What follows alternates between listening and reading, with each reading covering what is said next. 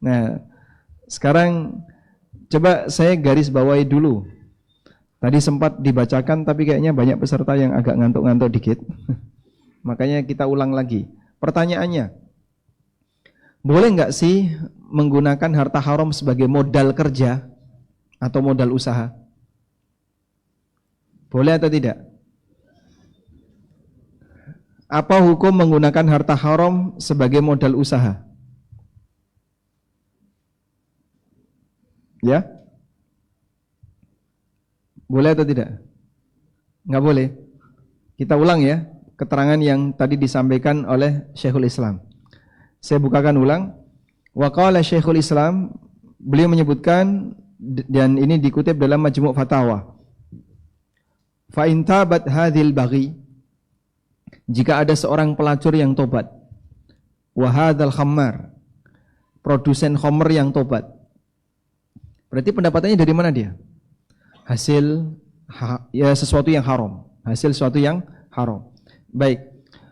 Lalu kondisi mereka wa kanu fuqara. Sementara mereka sendiri adalah ketika tobat orangnya enggak punya sumber pendapatan, dia miskin.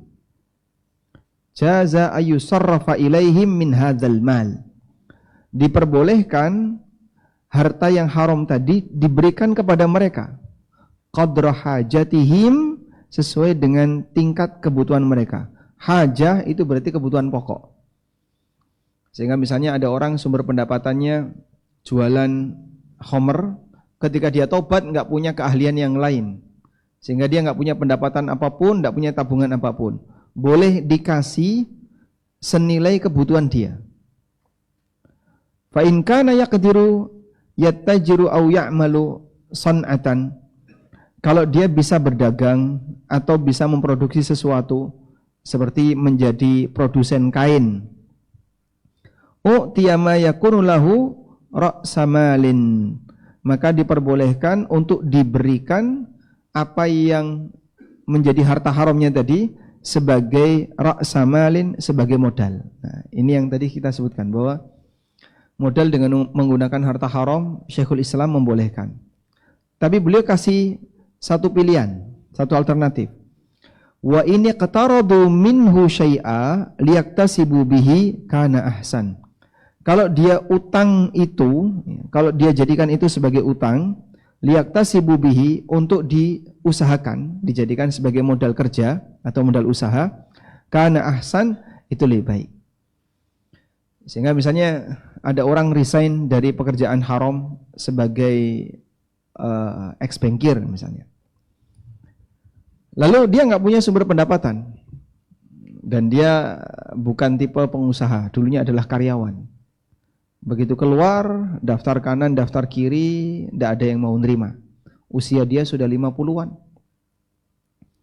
Akhirnya dia hanya bisa mantap, mangan tabungan. Lama-lama tabungannya habis dan dia tidak punya apapun. Boleh nggak Pak? Ini ada dana asuransi yang baru saja dicairkan dari bank tempat kerja dia dulu. Nilainya lumayan, sekitar 50 juta. Boleh nggak saya ambil? Saya sudah tobat. Kalau dia dalam kondisi miskin, boleh ngambil untuk dua hal. Satu, kebutuhan nafkah. Yang kedua, modal usaha.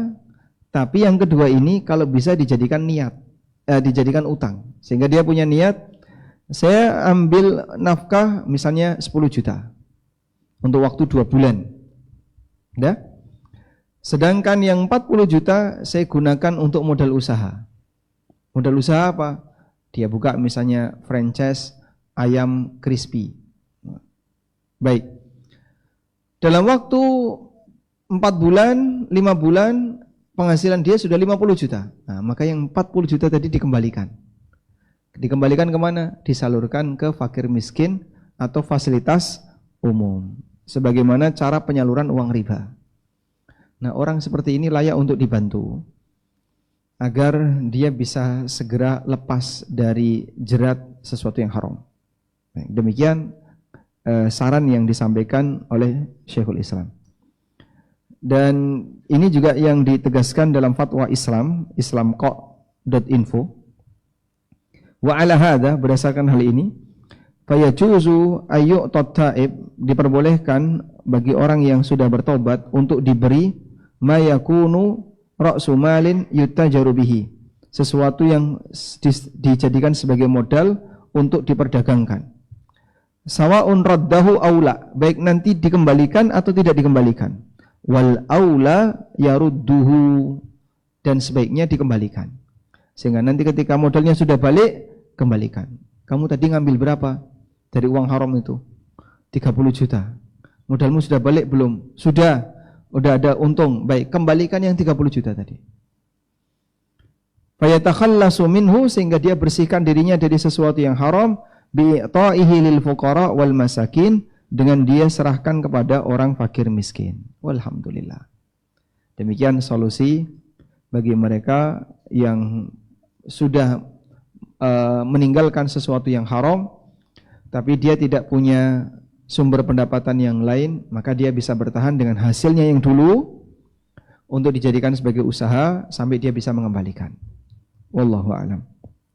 Baik, kita kembali kepada buku ya. Selanjutnya yang mau kita bahas, kita lompati tentang haji ya.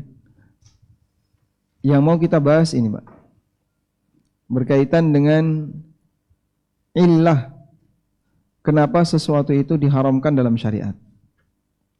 Sebentar, agak panjang. Nah ini, silakan langsung dibuka di halaman 260. Baik, silakan.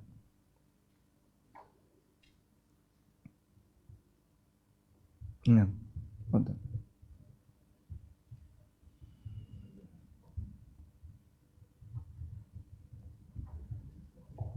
Bismillahirrahmanirrahim.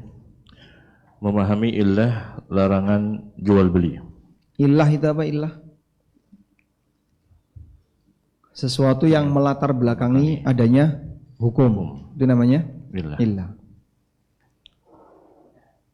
Nah, bagi sebagian orang yang baru mengenal kajian muamalah, hal terberat yang dia hadapi adalah bagian larangan-larangan jual beli. Mengingat cukup banyak praktek mereka lakukan dalam berbisnis ternyata bertentangan dengan aturan syariat. Bahkan terkadang ini yang menjadi pemicu sengketa antara pengusaha hijrah dan pengusaha yang masih tenggelam dengan transaksi haram. Salah satu di antara cara pendekatan untuk bisa mencairkan suasana ketegangan itu adalah dengan mempelajari latar belakang hukum larangan itu. Karena dengan memahami latar belakangnya bisa membuat kita semakin yakin akan kebenaran syariat dan relevansinya terhadap kehidupan manusia. Upaya memahami latar belakang hukum itu disebut mencari illah. Jadi tujuannya kayak tadi, Pak. Ada yang baru hijrah, kemudian dia disingkirkan sama teman-temannya, disudutkan sama teman-temannya, sehingga terkadang berat bagi dia untuk hijrah karena gesekan dengan temannya dulu yang belum hijrah, sampai menimbulkan ketegangan di antara mereka. Nah, kalau kita paham illah seperti ini, nanti Anda akan bisa melihat demikian indahnya syariat ini, kenapa Allah Subhanahu wa taala mengharamkan itu. Sehingga dengan tahu ini, orang jadi sadar bahwa saya belajar ini kepentingannya adalah untuk saya sendiri, saya taat kepada aturan syariat, manfaatnya kembali kepada diri saya sendiri. Coba kita lihat di sini.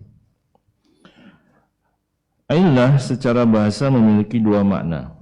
Yang pertama, sesuatu yang menyebabkan terjadinya perubahan. Penyakit dalam bahasa Arab disebut illah karena dia yang menjadi sebab terjadinya perubahan dari sehat menjadi sakit. Demikian pula dalam kajian usul fiqh, latar belakang adanya hukum disebut illah karena keberadaannya menjadi penyebab terjadinya perubahan hukum. Yang kedua, diambil dari kata al-allu yang artinya minum berulang.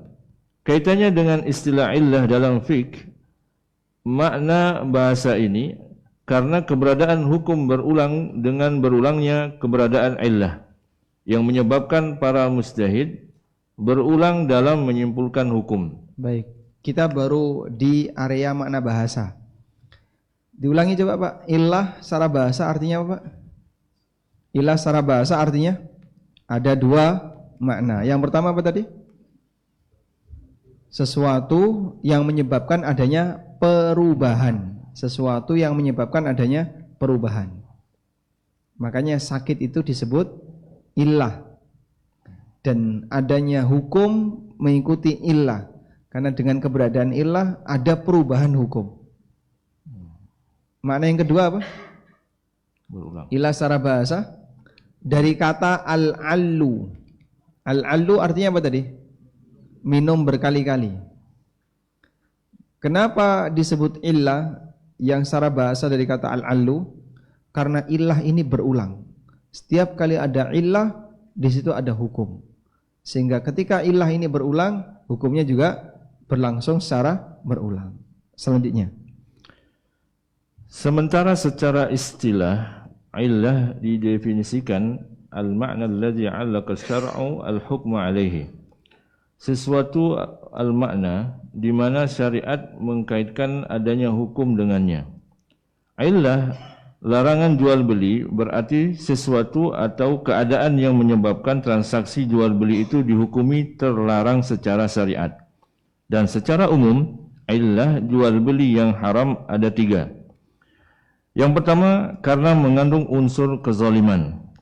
Yang kedua mengandung gharar yang besar. Dan yang ketiga mengandung riba. Baik. Hukum asalnya jual beli itu apa? Mubah. Hukum asalnya manusia sehat. Maka dia jadi sakit karena ada penyebabnya. Penyebab sakit itu apa? Misalnya seorang dokter saking pintarnya dia bisa menyimpulkan. Sebab sakit cuma 3. 1, kekenyangan. 2, kelaparan. 3, ketiduran. Misalnya ya. Sudah? Nah, maka sang dokter ini menjelaskan sebab kenapa manusia jadi sakit. Sisanya kalau orang keluar dari ini, hukum asalnya dia sehat. Muamalah juga gitu. Hukum asal muamalah itu mubah, boleh. Dan bisa berubah jadi haram karena 3 ini. Apa saja tadi? Mengandung unsur riba. Yang kedua, ada unsur gharar. Yang ketiga, ada unsur kedzaliman. Jika ada salah satu dari 3 ini, maka status muamalah itu hukumnya haram. 3 inilah yang disebut dengan illah. Kenapa jual beli jadi haram? Selanjutnya.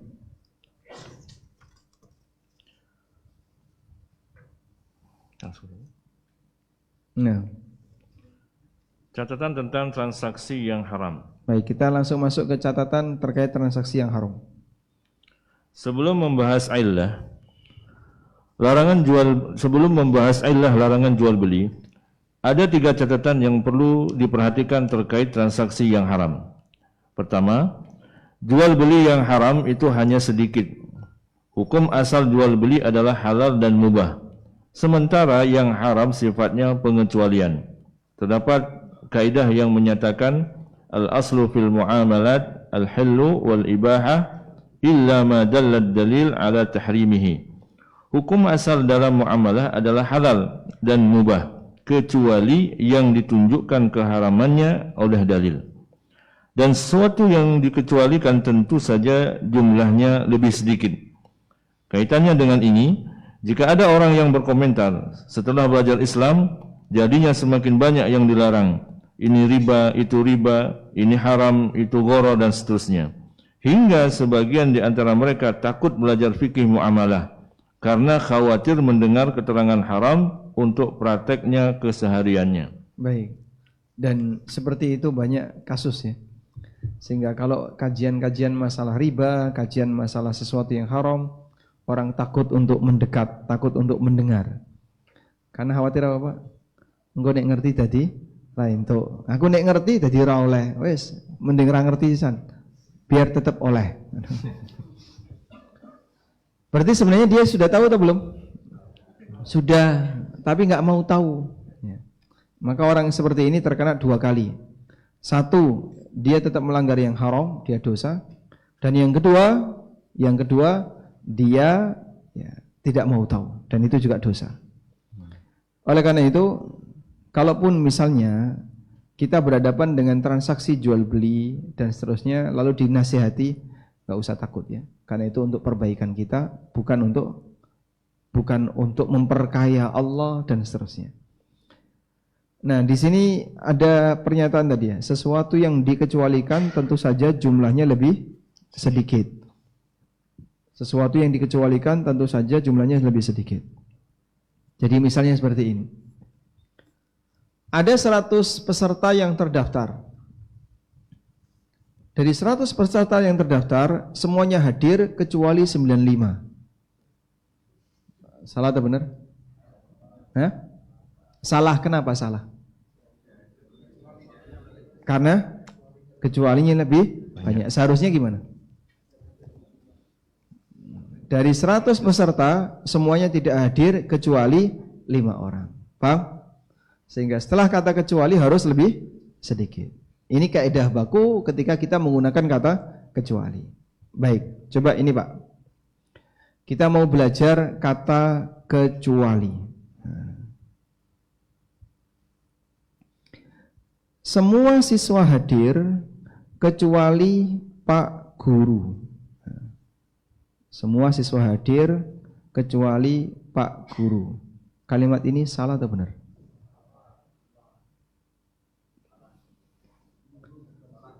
Guru bukan siswa. Sehingga kalimat ini salah ya. Karena guru bukan siswa.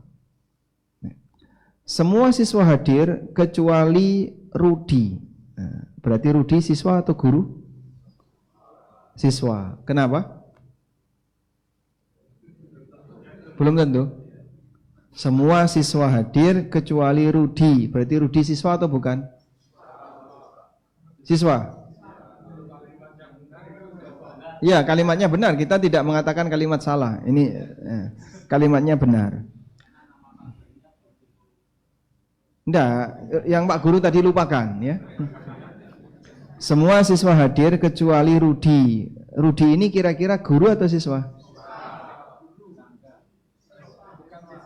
Kenapa? Nah, ini kan dikecualikan. Ini kan dikecualikan. Semua siswa hadir kecuali Rudi. Berarti Rudi ini siswa atau guru? Siswa. Hah? Belum, gimana?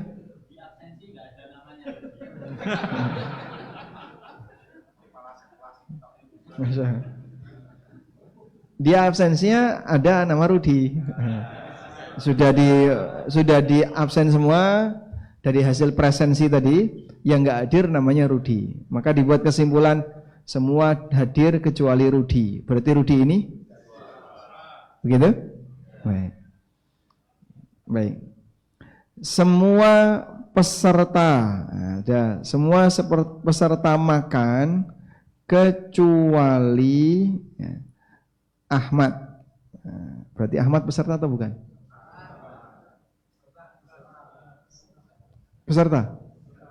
Peserta. Kenapa? Oh, Bapak Ahmad, Masya Allah. Hadir Pak Ahmad ya, mohon maaf. Kita ganti aja. Kecuali misalnya Adi. Oh, ada Pak Adi. Ada ya Pak Adi. Oh, pulang. Baik. Intinya kalau kita menyebutkan di sini ada sebuah nama, berarti nama ini sama dengan bagian, statusnya sama dengan bagian dari itu, gitu ya. Semua malaikat sujud kecuali iblis. Nah, ini sudah pernah ya. Baik, berarti iblis ini malaikat atau bukan?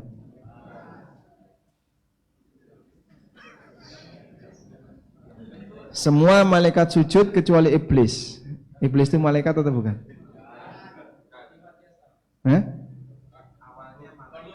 Awalnya malaikat, terus berubah jadi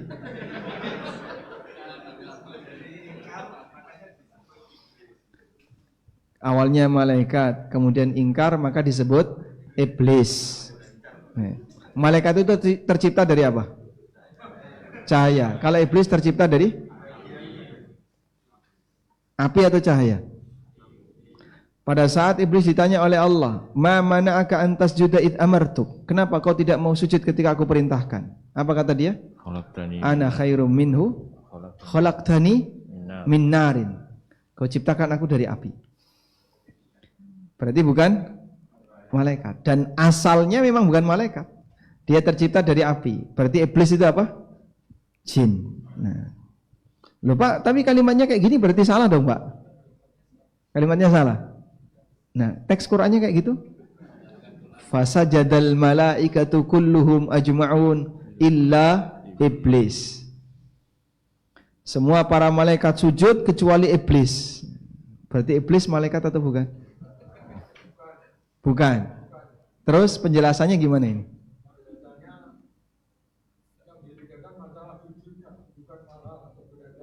Yang dibedakan masalah? Iya. Antara sujud dan tidak. Nah, kenapa iblis dikecualikan di situ? Kan iblis bukan malaikat. Karena ketika kita menyebut semua peserta makan kecuali Adi, berarti Adi itu bagian dari peserta. Semua siswa hadir kecuali Rudi, berarti Rudi bagian dari siswa. Semua malaikat sujud kecuali iblis, berarti iblis bagian dari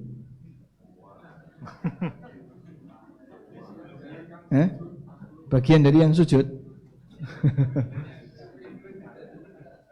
Iblis bagian dari yang sujud, tapi iblis tidak sujud. Ini yang disebut dengan istitsna munqati. Pengecualian yang tidak linear. Jadi pengecualian itu ada yang linear. Nah, linear itu yang sejenis tadi, Pak. Semua siswa hadir kecuali Rudi. Nah, berarti Rudi itu bagian dari siswa. Itu namanya pengecualian yang linear. Istisna muttasil. Dan ada pengecualian yang tidak linear. Pengecualian yang tidak linear disebut dengan istisna munqati. Munqati. Nah, istilah yang munqati ini diterjemahkan dengan akan tetapi. Illa di situ diartikan dengan walakin. Fasajadal malaikatu kulluhum ajma'un illa iblis walakinna iblis aba. Semua malaikat sujud kecuali iblis. Nah, kecuali di situ diartikan akan tetapi iblis enggak mau sujud. Baik. Kita lanjutkan Ustaz. Nanti jadi kajian tafsir. Dan ada pada hakikatnya ketakutan dan komentar ini berawal dari dua kemungkinan. Yang pertama, karena saking banyaknya transaksi haram yang dilakukan orang ini, artinya transaksi yang haram dalam muamalah itu sedikit, namun yang sedikit itu banyak. Dua, karena dia suudzon kepada syariat, sebab pada asalnya yang Allah halalkan jauh lebih banyak dibandingkan yang diharamkan. Ini ada yang belum lengkap ya. Yang A tadi. Yang A ya. Jadi ada orang yang berkomentar, dikit-dikit kok haram, dikit-dikit kok haram. Nah, kita kasih jawaban. Berarti saking banyaknya transaksi haram yang kamu lakukan. Loh, katanya transaksi haram itu sedikit. Iya, tapi yang sedikit itu banyak dilakukan. Sehingga yang sedikit itu banyak maksudnya banyak dilakukan. Karena banyak dilakukan, akhirnya terkesan semarak. Sesuatu yang haram dengan yang halal, banyak yang halal, Pak. Praktek haram itu contohnya apa, Pak? Misalnya riba, goror, terus apa lagi? Praktek dolim, dan seterusnya. Cuman dia sering melakukan yang ini, makanya kesannya semuanya serba haram. Padahal aslinya yang haram itu cuman terbatas. Yang halal lebih banyak lagi. Jual beli, sewa menyewa, akad ijarah sama ya. Kemudian jual beli jasa, dia sebagai karyawan. Lalu apa lagi? Akad salam, akad istisna. Kemudian akad apa lagi? Masih banyak lagi ya. Akhirnya kalau kita perhatikan, jika kita buat perbandingan antara yang halal dan yang haram, jauh lebih banyak yang halal. Karena hukum asalnya halal. Selanjutnya. Terlebih kondisi di akhir zaman, di mana masyarakat tidak lagi peduli terhadap masalah hukum, sehingga mereka tidak perhatian terhadap halal haram ketika mencari harta. Dari Abu Hurairah radhiyallahu anhu, Nabi sallallahu alaihi wasallam bersabda, "La ya'tiyanna 'alan nasi zamanun la yubali al-mar'u bima akhadha al-mal, amin halalin am min haram." Sungguh akan datang satu zaman di tengah manusia, seorang tidak lagi peduli dengan harta yang dia ambil, apakah dari harta halal ataukah dari harta haram. Di riwayat Ahmad Bukhari. Baik, yang kedua, catatan yang kedua. Jadi catatan yang pertama tadi apa? Jual beli haram sedikit. Sesuatu yang haram itu Sedikit. sedikit. Catatan yang kedua, silahkan. Kedua, muamalat yang diharamkan syariat memuat tujuan besar, yaitu untuk menghindari setiap unsur kezaliman dan mewujudkan kemaslahatan di masyarakat. Ketika Allah membuat aturan, Allah sama sekali tidak memiliki kepentingan, karena Dia tidak butuh hambanya, sehingga ketaatan yang kita lakukan sama sekali manfaatnya bukan untuk Allah, tapi kembali kepada hambanya. Namun, karena sang hamba itu bodoh, sehingga dia sering protes dan tidak mau menerima aturan dari penciptanya. Allah Subhanahu wa taala berfirman, "Wa hamalahal insanu innahu kana zaluman jahula." Syariat itu sanggup diemban oleh manusia dan sungguhnya manusia adalah orang yang zalim lagi bodoh. Allah Subhanahu wa taala menyebut manusia itu zalim karena mereka suka melanggar aturan yang itu membahayakan diri mereka sendiri. Dan Allah sebut bodoh karena mereka tidak sadar ketika melakukan itu, sehingga merasa tidak bersalah, atau dia tidak tahu bahwa kedurhakaan yang dia lakukan hakikatnya membahayakan dirinya. Karena itu, ketika seorang merasa dirinya direpotkan dengan aturan syariat, merasa keberatan dan seterusnya, bisa jadi itu muncul disebabkan suudzon dia kepada Allah Subhanahu wa taala. Padahal semua aturan itu tidak lain adalah untuk kemaslahatan mereka sendiri. Masya Allah. Ini kalau kita menyadari, saya mau tanya, ketika Allah membuat aturan, riba itu haram, goror itu haram, ini dilarang, ini tidak boleh.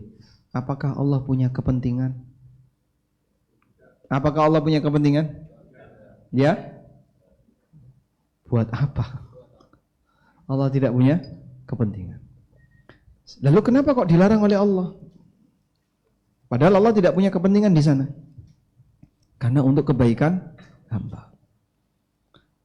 Ketika kita diwajibkan untuk melaksanakan A, melaksanakan B, melaksanakan C, misalnya diwajibkan untuk bayar zakat, apakah Allah punya kepentingan? Jangan sampai seperti Yahudi ya.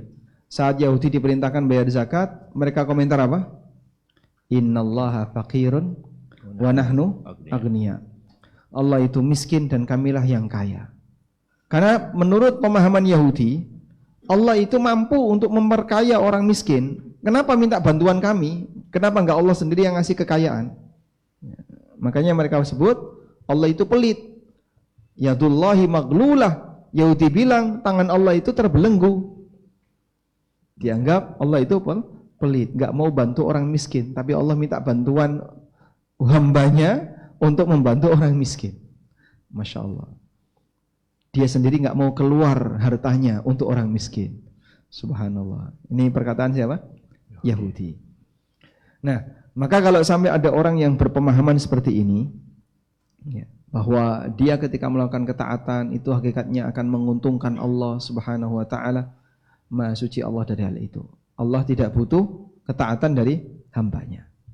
Sehingga ketaatan kita tujuannya untuk siapa Pak? Kemaslahatan diri kita sendiri. Baik. Bapak pernah enggak lihat cover buku?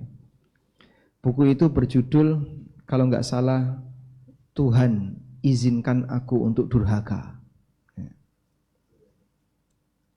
Jadi ini buku katanya sih cerita asli. Cerita real yang pernah dialami oleh seorang santri.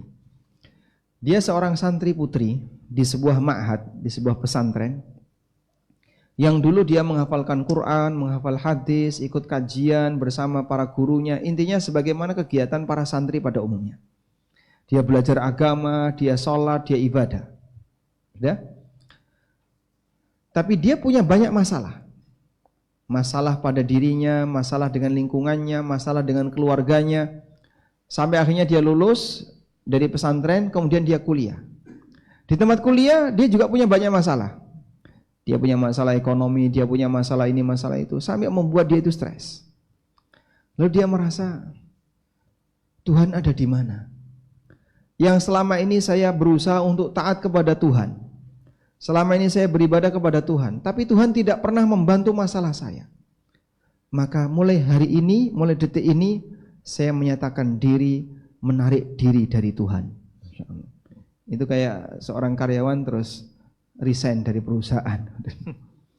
Saya menyatakan untuk menarik diri dari Tuhan, sehingga saya sudah tidak lagi menyatakan bertuhan. Sehingga sekarang saya akan menjadi diri saya sendiri dan tidak akan menghamba kepada Tuhan siapapun. Jadi ateis dia.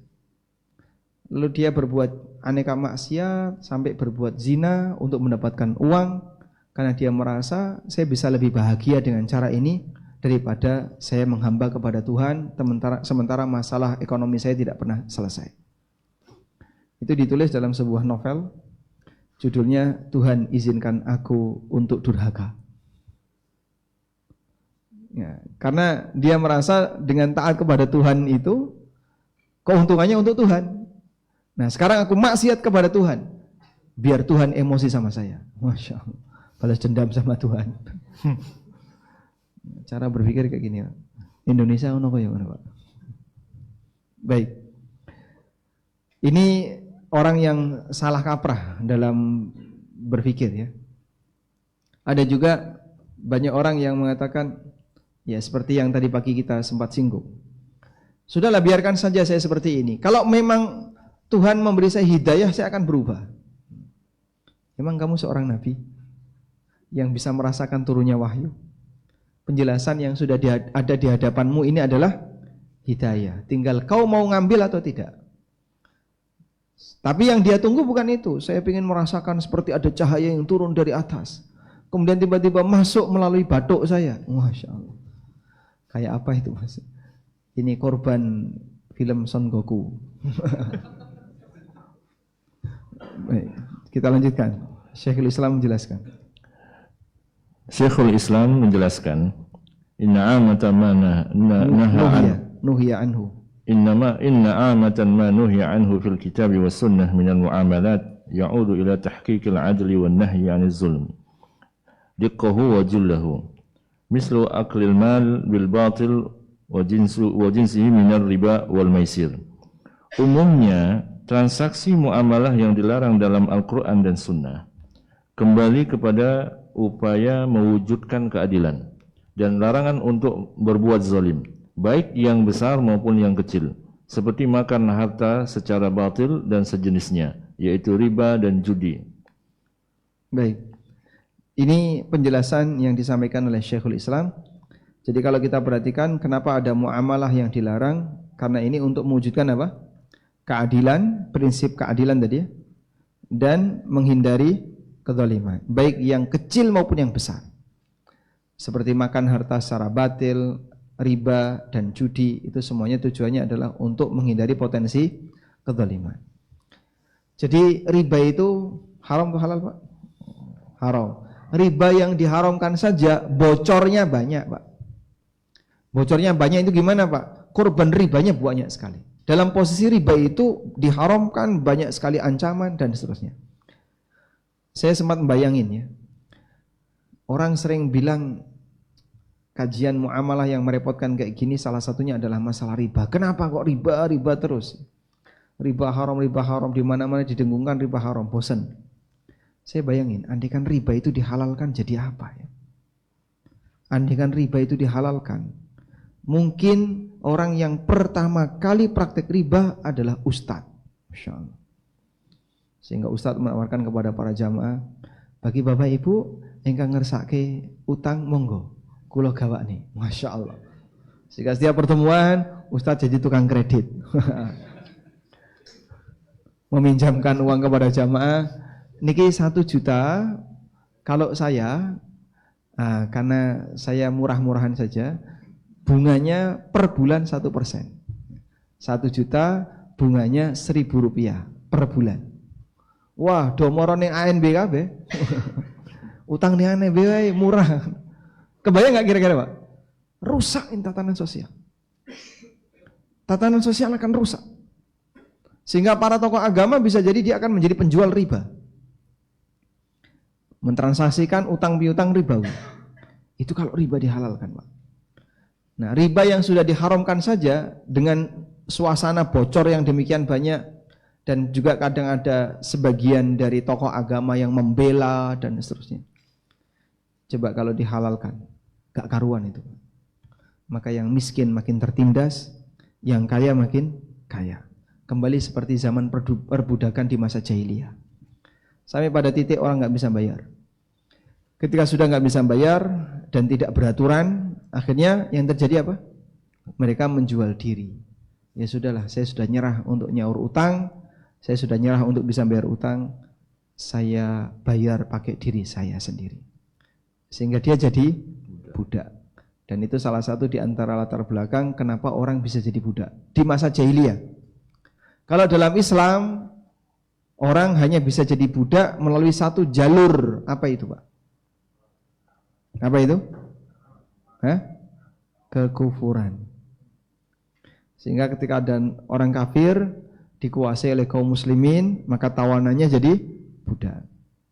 Kalau perang sesama muslim seperti melawan Bughat, melawan Khawarij, pemberontak, ini enggak boleh jadi budak. Tapi kalau perang dengan non muslim, misalnya Indonesia melawan Papua Nugini, kemudian berhasil mengalahkan, lalu tawanannya jadi budak. Wanita Papua Nugini itu nanti jadi budak. Ustaz dikasih 1? Siap, insyaallah. Untuk dididik. Baik, selanjutnya.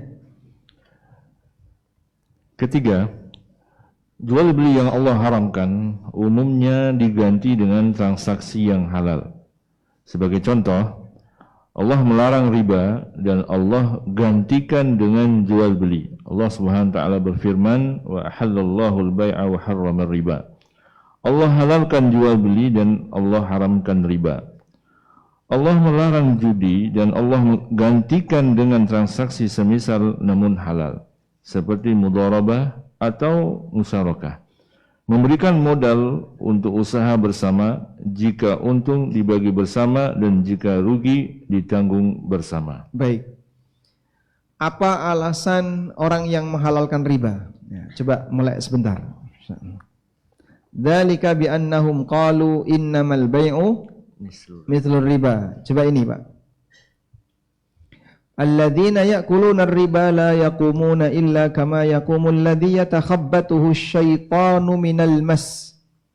Dzalika bi annahum qalu innamal bai'u mithlur riba.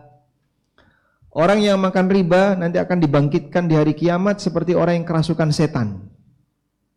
Lalu Allah kasih penjelasan, kenapa kok dia diberi hukuman seperti itu?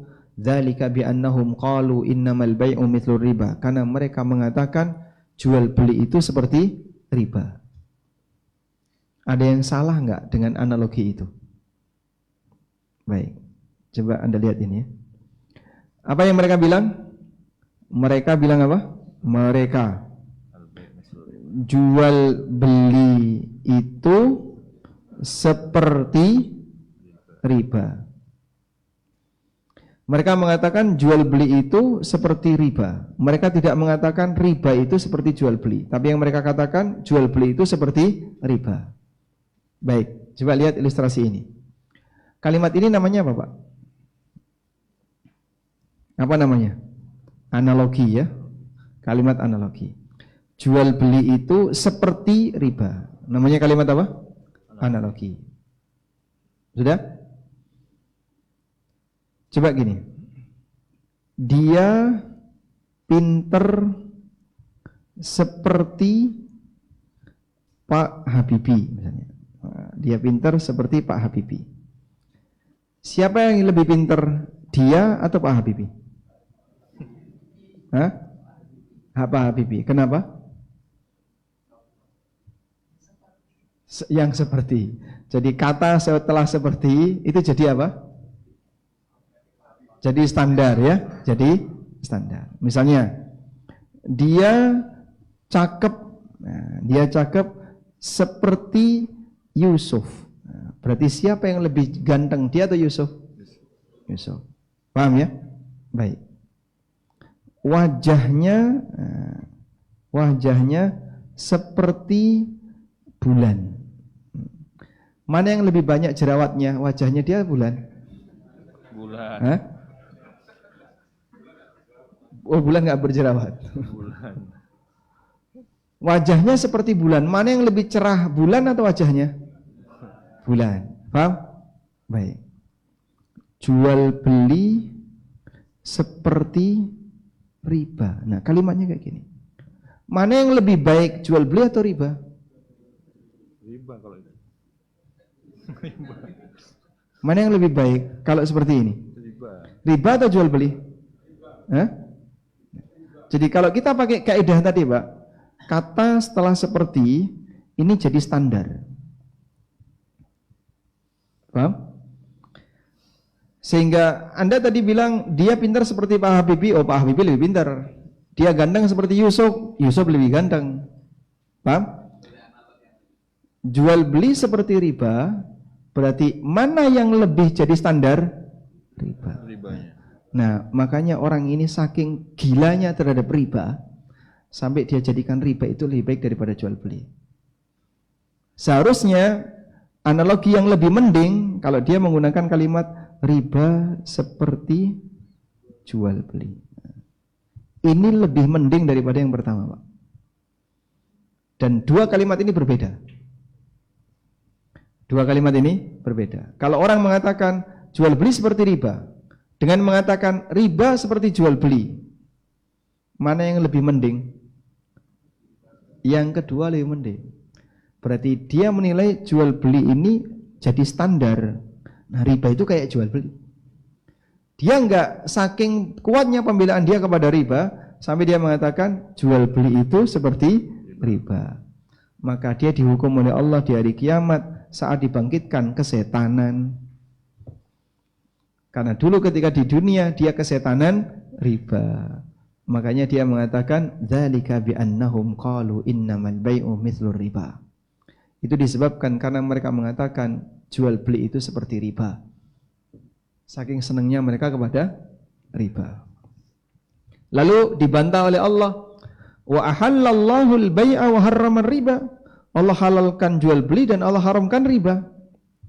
Nah, Allah halalkan apa? Jual beli. Jual beli dan haramkan apa? Riba. Baik. Allah halalkan jual beli dan Allah haramkan riba. Berarti yang berbeda apa di sini? Hukumnya. Yang satu halal, satu haram. Maka kalau hukumnya sudah beda, hakikatnya pasti beda. Bagaimana kau bisa samakan riba dengan jual beli sementara hukumnya itu beda? Kalau hukumnya beda, berarti apa, Pak? Kalau hukumnya beda, yang terjadi apa? Hukumnya kalau beda berarti hakikatnya beda. Beda hukum pasti beda hakikat.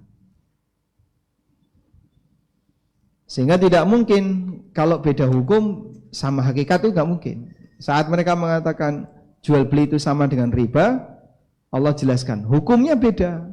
Yang satu halal, satu haram. Bagaimana mungkin kau samakan? Kalau yang beda hakikat tapi sama hukum, banyak. Ya. Tapi kalau beda hukum, sudah pasti beda hakikat. Bisa dipahami insya Allah? Baik.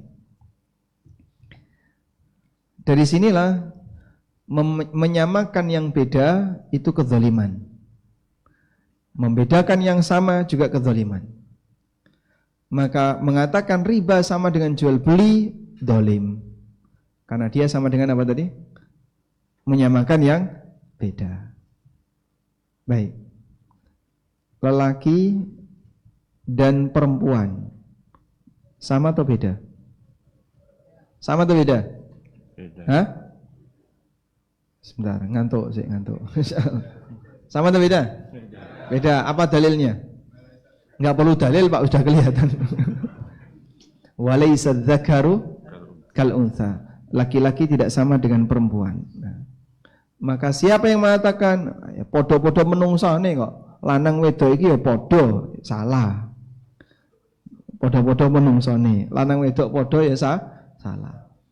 Sehingga anak perempuan enggak terima ketika dia dikasih warisan setengah dari anak laki-laki. Kabeh iki anak kok. Dulur lanang anak, dulur wedok anak, kabeh iki anak. Wong padha anak kok dibeda-bedakno. Salah atau bener itu? Salah. Beda jenis kelamin, iki anak lanang, anak wedok. Dan Allah mengatakan walaysa dzakaru kal untha. Laki-laki tidak sama dengan wanita. Gimana? Nah, tapi beda jenis kelamin nih. Enggak ketemu akhirnya, mau gontok-gontokan. Podo anake, beda jenis kelamin nih. Aku njaluk loro, kowe tak kei siji, ora trimo. Pokoke kudu padha. Gimana itu? Allah Subhanahu wa taala berwasiat, yusikumullahu fi auladikum lidzakari mithlu hadzil unthayain. Allah wasiatkan kepada kalian untuk anak kalian, laki-laki dapat 2, anak perempuan dapat 1. Karena dibedakan maka harus diterapkan berbeda. Loh, tapi laki dan perempuan kan sama-sama ibadah, Pak. Nah, itu karena sebagai hamba. Lanang hamba, wedok ya hamba, podo-podo hamba. Nah, dalam hal ini maka semua hamba punya kondisi yang sama di hadapan Sang Pencipta. Mereka semuanya wajib menghamba kepada Pencipta. Wallahu a'lam. Lanjut ya. Anda mulai ngantuk? Baik, sebentar Ustaz. Ini sudah mulai ngantuk. Mulai bleret-bleret nih. Baik, sudah 50 menit. Biasanya memang 45 menit itu sudah maksimal ya. Kalau sudah sampai 50 menit ini sudah melebihi batas. Dah, sekarang tenang dulu. Berdiri.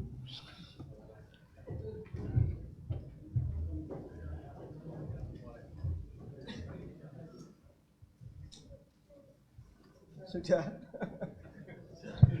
Silakan bergerak sesuka kalian.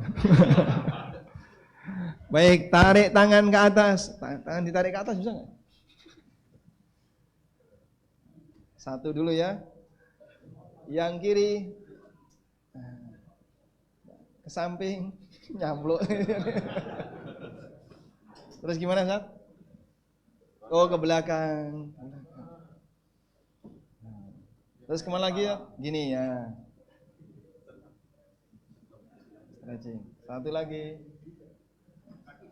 Hah? Kaki juga. Diapain? Habis itu Pak bola ya. Nabrak nanti. Cukup?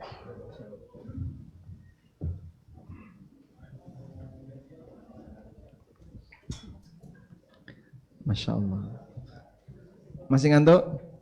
Balik ngantuk. Silakan tahan ya. Silakan ditambah kopinya ya. Sebentar lagi kita sudah selesai ya. Sebentar lagi kita akan selesai kok sudah selesai. Sebentar lagi kita akan selesai. Jadi tolong bersabar. Tinggal kurang lebih sekarang jam 2 kurang 5 menit. Waktu Anda tinggal 35 menit. Masuk asar. Baik. Insya Allah bertahan ya. Kopi ada kopi? Ada? Ya. Mau diambil? Masih enggak? Masih. Baik, yang ngantuk langsung ambil kopi, balik ke tempat. Kita baca latar belakang transaksi haram. Silakan Ustaz. Oke, bismillah. Latar belakang transaksi haram. Selanjutnya kita akan memberikan rincian untuk latar belakang illah transaksi yang haram. Para ulama menyebutkan secara umum muamalah yang dilarang karena di sana mengandung salah satu dari 3 unsur. Yang pertama zalim, yang kedua gharar, dan yang ketiga riba. Pertama, unsur zalim dalam muamalah. Allah Subhanahu wa taala berfirman, "Ya ayyuhallazina amanu la ta'kulu amwalakum bainakum bil batil illa an takuna tijaratan an taradhim minkum." Hai orang-orang yang beriman, janganlah kamu saling memakan harta sesamamu dengan jalan yang batil, kecuali dengan jalan perniagaan yang berlaku dengan suka sama suka di antara kamu. Kezaliman bertentangan dengan prinsip saling ridha dalam muamalah. Allah tidak pernah melupakan tindakan kezaliman, meskipun kita sebagai pelaku bisa jadi sering melupakannya. Allah Subhanahu wa taala berfirman, "Wala tahsabanna Allaha ghafilan 'amma ya'malu adh-dhalimun, innama yu'akhiruhum liyaumin taskhasu fihi al-absar." Janganlah sekali-kali kamu mengira bahwa Allah lalai dari apa yang diperbuat oleh orang-orang yang zalim. Sesungguhnya Allah memberi tangguh kepada mereka sampai hari yang pada waktu itu mata mereka terbelalak karena melihat siksa. Terdapat banyak dalil yang menunjukkan bahaya besar kezaliman. Di antaranya, pertama, pelakunya akan menjadi orang yang bangkrut di akhirat jika kezaliman tidak diselesaikan di dunia, berlanjut sampai akhirat. Nabi SAW pernah bercerita tentang orang yang bangkrut. Beliau bersabda, "Atadruna manil muflis?" Tahukah kalian siapa orang yang bangkrut itu? Para sahabat menjawab, orang yang bangkrut di tengah-tengah kita adalah orang yang tidak punya uang dan tidak punya harta. Lalu Rasulullah SAW menjelaskan, langsung artinya saja. Orang yang bangkrut dari umatku adalah yang datang pada hari kiamat nanti dengan membawa pahala salat, puasa dan zakat, namun ia telah menghina si A, menuduh berzina si B, memakan harta si C, menumpahkan darah si D dan memukul si E.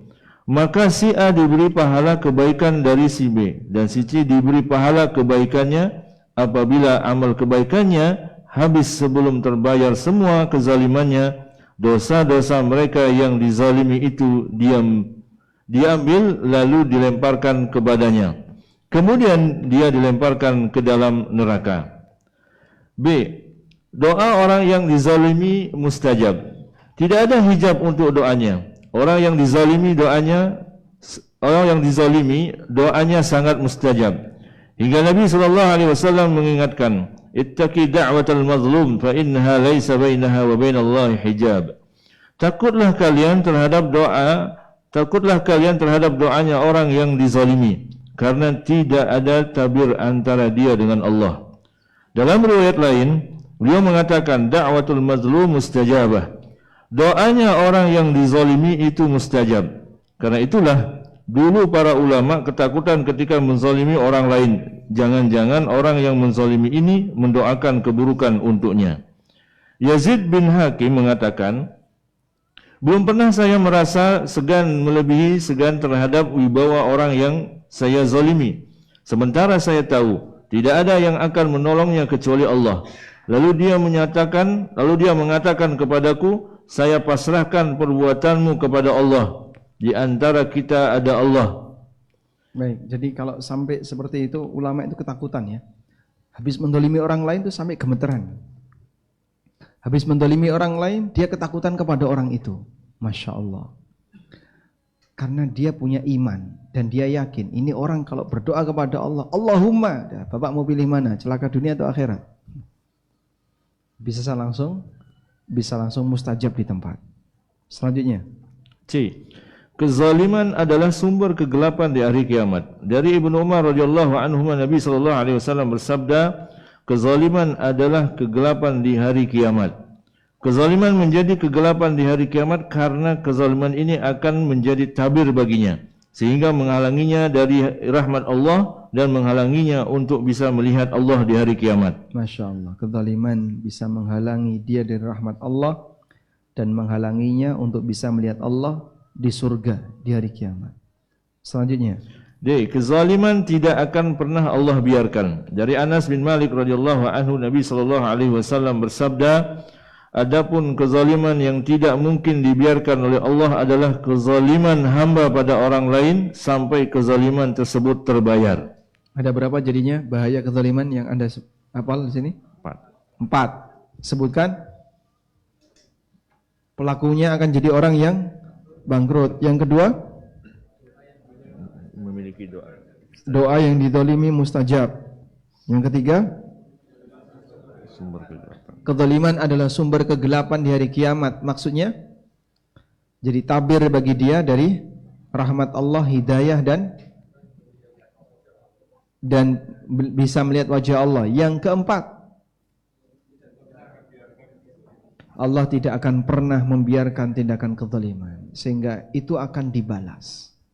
Maka orang yang utang kepada orang lain sampai mati belum terbayarkan, sementara dia punya amalan mati syahid, bisa nggak nutupi utang? Nggak bisa. Padahal utang itu diambil dengan cara legal. Apalagi harta yang diambil dengan cara yang tidak legal, harta haram. Maka orang yang melakukan perbuatan kezaliman seperti ini, dia akan menanggung resiko yang sangat besar. Selanjutnya, contoh bentuk kezaliman dalam muamalah. Yang pertama, menipu. Nabi SAW bersabda, siapa yang menipu maka dia bukan bagian dariku.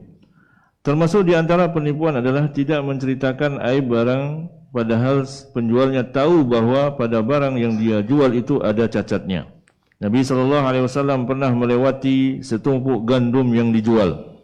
Lalu beliau memasukkan tangannya, ternyata ada yang basah. Kemudian beliau bersabda, "Afala ja'altahu fawqa ta'ami kay yarahu nas man ghassana falaysa minni." Mengapa tidak kamu taruh di atas biar dilihat orang, siapa yang menipu maka dia bukan golonganku. Yang kedua, jual beli najas. Ada 3 bentuk jual beli najas. A. Berpura-pura menawar harga padahal tidak hendak membeli. B. Memuji barang padahal aslinya tidak sesuai. Memuji barang padahal aslinya tidak sesuai. C. Menyebutkan harga kula secara dusta. Dari Ibnu Umar radhiyallahu anhuma, beliau mengatakan, nah Nabi sallallahu alaihi wasallam 'anil najis. Nabi sallallahu alaihi wasallam melarang najis. Jual beli najas pada hakikatnya masuk dalam kategori penipuan. Hanya saja dia dikhususkan mengingat praktek semacam ini sangat banyak terjadi di masyarakat. Baik, dan termasuk di antara bentuk najas, intinya najas itu mempengaruhi orang lain tapi tidak organik. Mempengaruhi orang lain tapi dengan cara tipu-tipu, dengan membuat kesan yang tidak sesuai realita, tidak organik intinya. Contoh ya, ada orang yang buka toko online di marketplace. Lalu agar toko online-nya ini ratingnya naik, dia membuat fake order. Gimana caranya? Beli sendiri, ya. Terus habis itu ngasih testimoni. Siapa yang ngasih testimoni? Nah, dia sendiri. Kemudian dia ngasih pujian, ngasih bintang dan itu dia sendiri. Jadinya nggak fair seperti ini. Dan karena permainan ini sudah sangat banyak, akhirnya yang lain tiru-tiru. Nah, aku kalau nggak kayak gitu kalah sama yang lain. Nah, ya jangan tiru yang seperti itu pelanggaran. Sehingga fake order, kemudian apalagi ngasih testimoni yang nggak benar, testimoni diri sendiri dan seterusnya. Ini semuanya adalah kedustaan. Selanjutnya, yang ketiga, ihtikar, menimbun untuk memonopoli. Menimbun barang dan menyimpannya sehingga masyarakat kesulitan mendapatkannya, padahal mereka sangat membutuhkan agar harganya naik. Lalu dijual ketika harga naik. Itulah menimbun untuk memonopoli pasar. Dari Ma'mar radhiyallahu anhu, Nabi sallallahu alaihi wasallam bersabda, "Man ihtakara fa huwa khati'." Siapa yang melakukan ihtikar maka dia berbuat dosa. Ada 2 keadaan ihtikar yang haram. Yang pertama dilakukan pada saat barang mulai langka. Jika menimbun dilakukan ketika ketersediaan barang normal atau melimpah, tidak termasuk ihtikar. Yang kedua, barang yang ditimbun adalah barang yang dibutuhkan masyarakat dan mereka akan mendapatkan kesulitan jika barang ini ditimbun. Seperti bahan makanan pokok, menimbun barang yang bukan kebutuhan pokok manusia tidak terlarang. Jadi kalau yang ditimbun bukan kebutuhan pokok boleh, saya ulang ya. ada orang nimbun barang, tapi barang itu bukan kebutuhan pokok. Hukumnya apa? Boleh. Misalnya ada orang nimbun akik misalnya. Nah, dia koleksi akik sebanyak-banyaknya di dalam rumah, ditimbun. Boleh enggak? Hah? Boleh? Kenapa? Bukan kebutuhan pokok. Sehingga orang nimbun rosokan tuh boleh enggak? Oh, ini menimbun loh Pak, ini juga menimbun nih, rosokan ditimbun nih. Ya boleh-boleh saja. Kenapa? Nah, tapi kalau kebutuhan pokok nimbun beras, boleh enggak? Boleh? Jika ketersediaannya banyak sehingga ditimbun enggak ngefek, hukumnya boleh. Kamu nimbun beras enggak nimbun beras, tolong aku enggak bakalan kurang beras. Maka nimbun beras seperti itu boleh. Ya. Sudah? Sehingga sebatas nimbun tidak semuanya dilarang ya. Tapi nimbun yang dilarang adalah nimbun untuk tujuan monopoli. Ini sengaja ditimbun biar nanti dia bisa jual dengan harga yang lebih fantastis. Di zaman pandemi nimbun ini cukup banyak. Contohnya Pak, masker. Jadi orang ngumpulin masker sebanyak-banyaknya, terus dijual dengan harga mahal. Nah, begitu pandemi selesai, pabrik masker turun. Dan ada salah satu kawan yang produksi masker telat, di ujung-ujung pandemi mau selesai. Ya sudah, akhirnya pasar beliau tidak bisa ngangkat karena ternyata telat ketika produksi. Selanjutnya, kasus 17, produksi barang edisi terbatas. Boleh bagi perusahaan untuk membuat produk dengan di edisi terbatas dengan melarang pihak lain untuk menirunya atau mengopinya. Dan ini bukan termasuk ikhtiar. Ihtikar ya. Meskipun kebijakannya menyebabkan barang langka sehingga hukumnya dibolehkan. Alasan dibolehkan: A. Hak cipta terhadap barang ini merupakan properti murni milik perusahaan sehingga dia berhak untuk memproduksi sesuai jumlah yang dia inginkan. B. Barang yang diproduksi umumnya bukan kebutuhan umum. Ya, insya Allah yang kayak gini boleh ya. Ada perusahaan yang rugi karena produknya itu terlalu awet. Terus perusahaan itu tutup. Kalau nggak salah apa namanya? DOP ya, DOP. Jadi lampu DOP itu kan mereknya, DOP itu merek. Saking awetnya sehingga orang sekali beli nggak beli selama bertahun-tahun. Akhirnya perusahaan itu rugi. Nah, makanya sekarang rata-rata perusahaan lampu, perusahaan apa, ini harus menjadi barang konsumtif. Sehingga siapa yang sudah pernah beli, nanti dia harus beli lagi. Akhirnya dibuatlah barang yang punya ketahanan lebih rendah. 2 tahun mati. Rata-rata 2 tahun. Nah, maka dia ngasih garansi 2 tahun. Pas mati. Dan itu dibuktikan oleh sebagian teman saya. Betul nggak ini? Jadi ada sebuah lampu garansinya itu 2 tahun. Dia beli dikasih garansi 2 tahun. Pas 2 tahun mati. Mau komplain garansi, wah nggak bisa Pak, udah mati, udah selesai.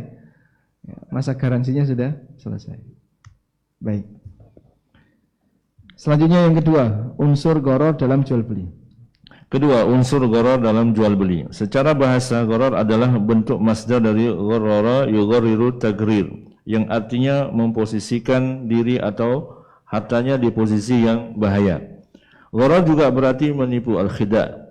Dalam Al-Quran Allah menyebutkan setan dengan al-ghurur. Allah berfirman, wala yaghurrannakum billahil ghurur. Jangan sampai si penipu setan memperdayakan kamu dalam mentaati Allah. Ya, setan namanya apa? Ghurur. Al-ghurur. Di antara nama setan adalah al-ghurur. Ya. Jangan sampai ngasih nama anak ghurur. Penipu. Selanjutnya. Demikian pula firman Allah Ta'ala, wa kadzalika ja'alna likulli nabiyyin aduwwan syayatinal insi wal jin yuhi ba'dhum ila ba'din zukhrufal qawli ghurura. Demikianlah kami jadikan bagi tiap-tiap nabi itu punya musuh dari setan jenis manusia dan jenis jin. Sebagian mereka membisikkan kepada sebagian yang lain perkataan-perkataan yang indah-indah untuk menipu. Kata gururon dalam ayat di atas artinya menipu. Gharar secara istilah, mengenai pengertian gharar secara istilah, ada banyak sekali definisi gharar yang disampaikan para ulama yang secara makna semuanya berdekatan. Di sini kita akan menukil definisi yang disampaikan Syekhul Islam dalam Qawaid An-Nuraniyah. Al-gharar huwa al-majhulul aqibah. Gharar adalah jual beli yang tidak jelas konsekuensinya. Berdasarkan keterangan Syekhul Islam, inti dari gharar adalah adanya jahalah, ketidakjelasan yang menyebabkan adanya mukhatarah, spekulasi atau untung-untungan baik pada barang maupun harga barang. Karena itu gharar mirip dengan judi, sama-sama tidak jelas konsekuensinya. Bedanya, judi terjadi pada permainan sementara gharar terjadi dalam transaksi. Hanya saja bahaya judi lebih besar keburukannya, mengingat judi merupakan pemicu permusuhan dan saling membenci, serta menghalangi orang untuk mengingat Allah, sehingga judi diharamkan tanpa kecuali. Baik, maka tidak ada istilah judi kecil, judi besar, tidak ada. Semua judi haram, walaupun taruhannya kecil. Kalau gharar masih ada, gharar kecil, gharar besar. Gharar kecil hukumnya boleh dengan sepakat ulama, gharar besar hukumnya dilarang dengan sepakat ulama. Tapi kalau judi, enggak ada, judi besar, judi kecil. Baik, jadi kira-kira main karet itu judi atau tidak? Hah? Main karet? Judi ya? Kelereng? Judi, gambar ditoto kan? Plek, menang, dapat gambar banyak. Judi enggak? Judi? Udah? Remi. Tapi enggak pakai taruhan ya. Dulu yang kalah jongkok. Terus dikasih cemong-cemong. Diusapi pakai bedak. Kadang dicepet. Itu judi atau bukan? Hah? Menyiksa teman. Judi atau bukan? Nah, baik. Dan kita dulu pemain itu. Sehingga kita ini sudah berlatih untuk jadi penjudi sejak kecil. Ustadz kayak gitu juga. Kelereng. Masya Allah. Ya, kita punya pengalaman yang sama. Dan alhamdulillah belakangan sudah mulai hilang ya. Sudah nggak ada lagi Ustadz ya? Iya, nggak ada. Taruhan kelereng, taruhan apa lagi, karet, sudah nggak ada. Diganti taruhan HP. Sehingga sekarang beralih ke game apa namanya, jual beli senjata ya.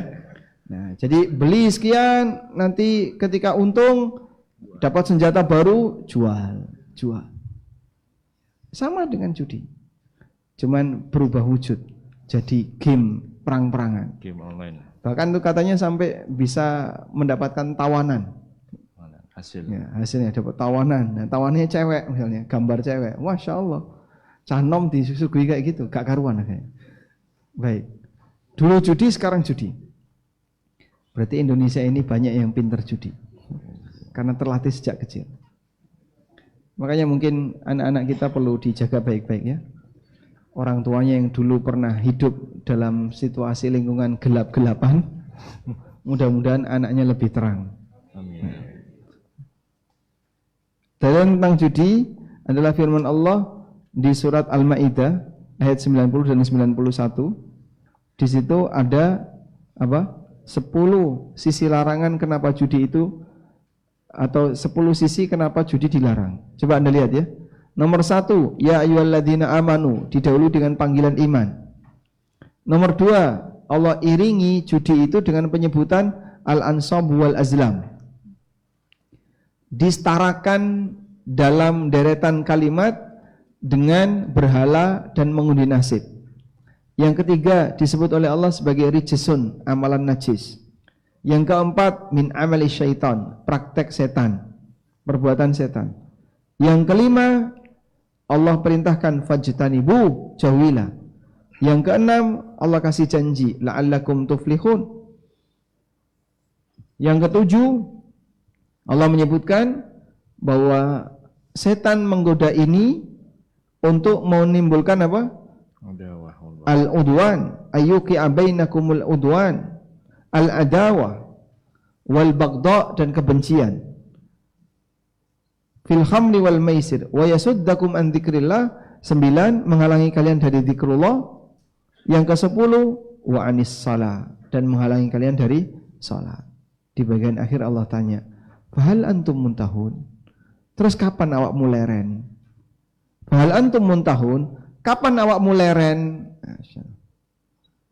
Bukankah sudah cukup jelas dampak buruknya dalam judi dan khamr? Kurang apa lagi? Sehingga dalam 2 ayat ini terdapat 10 alasan ketika Allah mengharamkan judi dan khamr. Wallahu a'lam. Selanjutnya, contoh bentuk gharar yang mudah kita jumpai adalah kasus di pemancingan.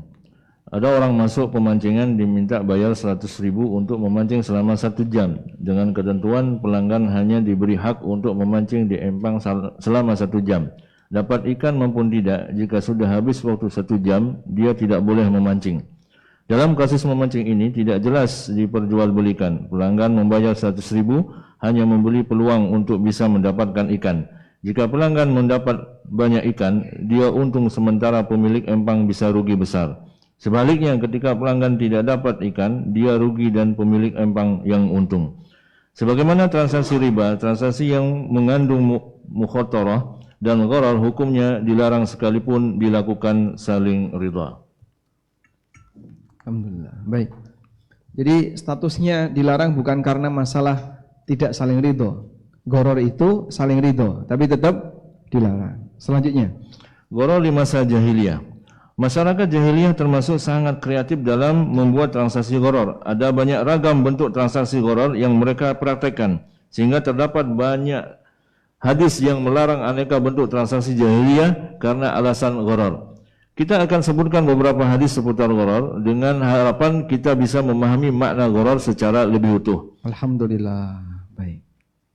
Sebentar, gini saja. Insyaallah. Mikrofon mana, Pak? Nah, siap. Coba Bapak mengarah ke arah peserta. Carikan yang melek, Pak. Yang melek atau yang ngantuk? Oh, melek. Melek kabeh. Jangan disuruh. Ada yang mau baca? Di bawah enggak apa-apa. Nah, yang punya buku barangkali ada yang lagi ngantuk, silakan. Insyaallah. Ini tidak sama dengan menuduh Anda ngantuk ya. Beberapa gharar di masa jahiliyah. Silakan. Hadis tentang gharar ya. Gharar di masa jahiliyah. Masyarakat jahiliyah termasuk sangat kreatif dalam membuat transaksi gharar. Ada banyak ragam bentuk transaksi gharar yang mereka praktekkan, sehingga terdapat banyak hadis yang melarang aneka bentuk transaksi jahiliyah karena alasan gharar. Kita akan sebutkan beberapa hadis seputar gharar dengan harapan kita bisa memahami makna gharar secara lebih utuh. Yang pertama, larangan gharar secara umum. Dari Abu Hurairah radhiyallahu anhu, beliau mengatakan Rasulullah SAW melarang jual beli gharar. Riwayat Muslim dan Nasa'i. Yang kedua, jual beli sperma pejantan. Dari Ibnu Umar radhiyallahu anhu, beliau mengatakan Nabi SAW melarang jual beli sperma hewan pejantan. Hadis riwayat Ahmad dan Bukhari. Pada jual beli sperma hewan pejantan terjadi ketidakjelasan apakah nanti sperma ini bisa membuahi ovum betina ataukah tidak. Jadi karena fungsinya cuma satu itu, maka tidak boleh diperjualbelikan. Apa fungsi sperma pejantan sapi? Untuk membuahi. Ya, selain itu ada nggak? Nggak ada? Pakai campuran susu gitu? Boleh nggak? Luluran. Ada orang jualan? Nggak ada. Atau kalau kayak gini halal atau haram? Sperma pejantan tapi dipakai untuk selain membuahi betina.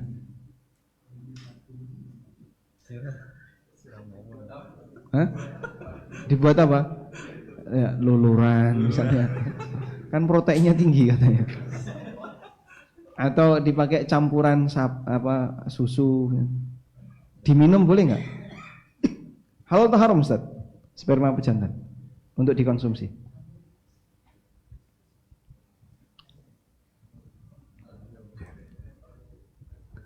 Apa hukum mengkonsumsi sperma sapi? Kan dokter bisa ya memisahkan sperma itu. Jadi saat sapi itu kawin, dia ditadai. Nah, kemudian spermanya diamankan. Dan banyak dokter-dokter hewan yang nyimpen bibit-bibit sperma itu. Dia diamankan di suhu tertentu sehingga tidak rusak. Itu kalau diminum boleh enggak?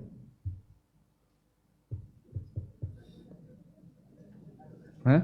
Kalau susu jelas boleh ya. Kalau sperma boleh enggak? Saya nggak tahu. Nggak tahu, insyaallah. Coba nanti ditanyakan ke Syekh ya, kalau ada Syekh yang mampir Tulungagung.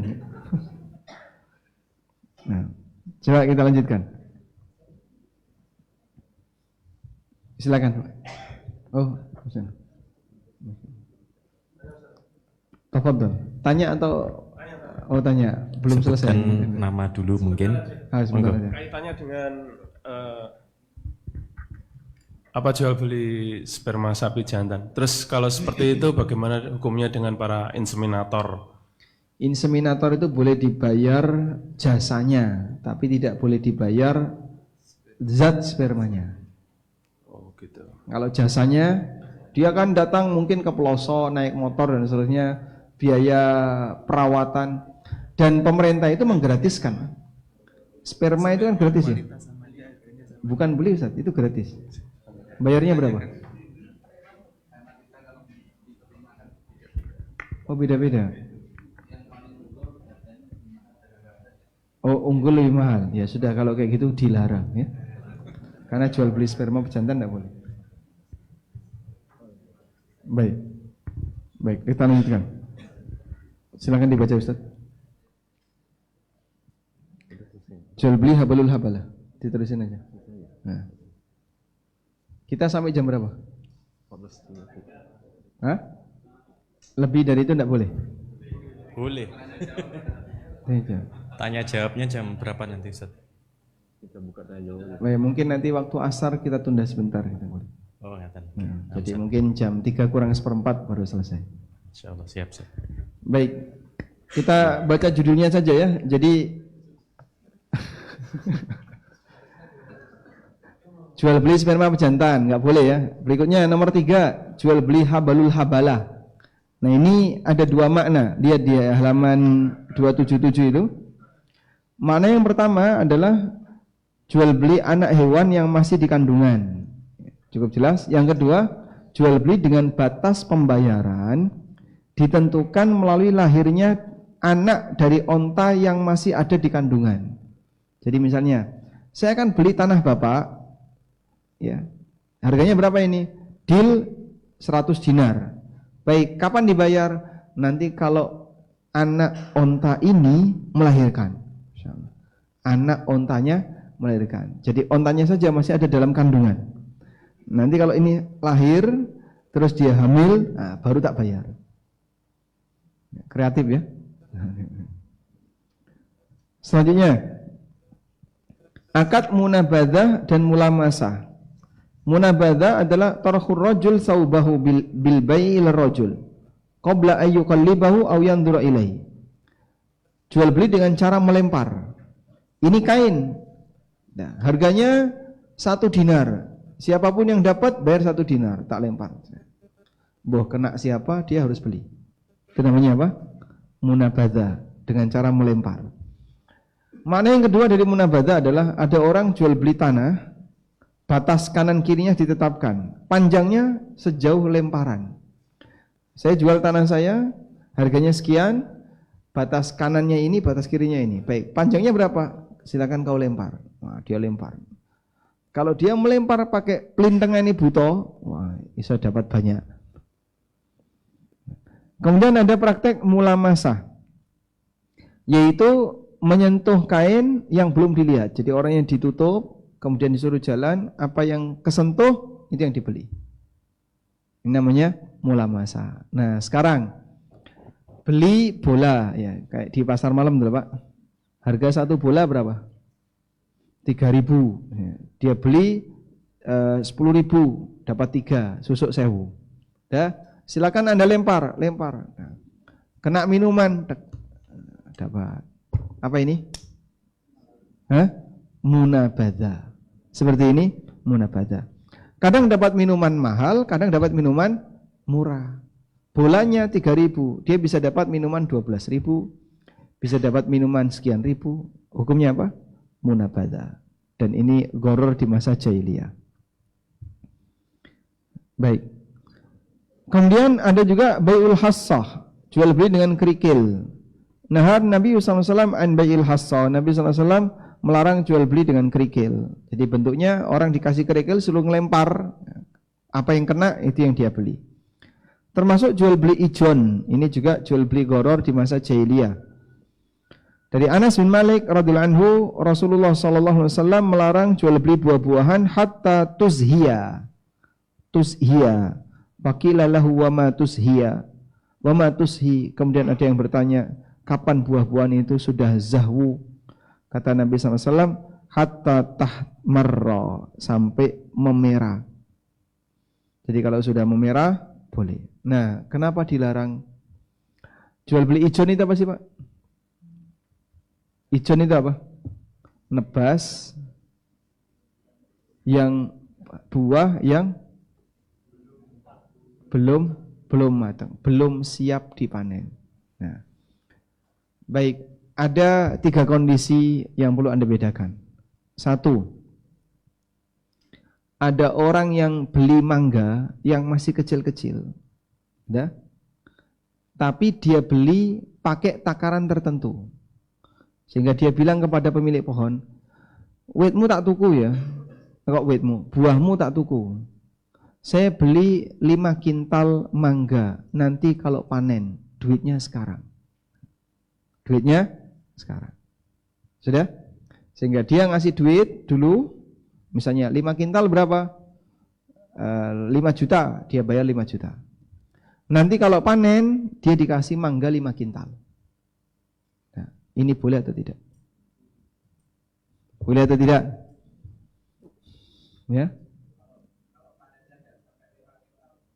Nah ya, kalau panennya tidak sampai 5 kintal ya urusannya dia. Jadi masih kecil-kecil buahnya, cuman ditunggu. Jadi kapan nih kira-kira ini panen? Ya nenggo kira-kira 3 bulan lagi. Tunggu 3 bulan lagi panen. Dah? Tunggu 3 bulan lagi panen. Nah, saat dia transaksi 5 juta itu nunggu 3 bulan lagi baru dikasihkan. Boleh atau tidak? Hah? Ijon atau bukan ini? Jumlahnya buah mangga 5 kintal saat panen. Sekarang belum panen, sekarang masih kecil-kecil. Boleh atau tidak?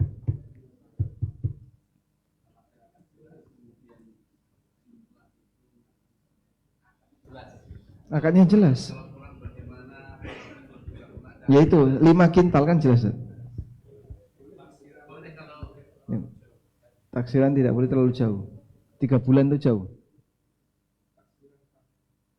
Ya 5 kintal persis 5 kintal. Nanti ditimbang 5 kintal, kasihkan 5 kintal. Hah? Namanya apa ini? Namanya akad salam. Ini namanya apa? Akad? Namanya akad salam. Boleh enggak akad salam seperti ini? Boleh. Syaratnya apa? Tidak boleh muayyan. Salam itu tidak boleh muayyan, tidak boleh kebun tertentu. Sehingga kalau dari kebun kamu, nah ini beresiko. Makanya tadi ada pertanyaan, nanti kalau tidak sampai 5 kintal gimana? Nah itu karena tertentu.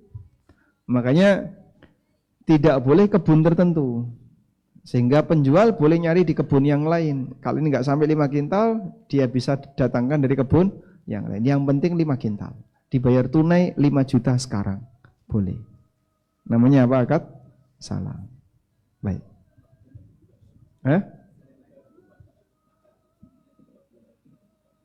Yang berubah apa?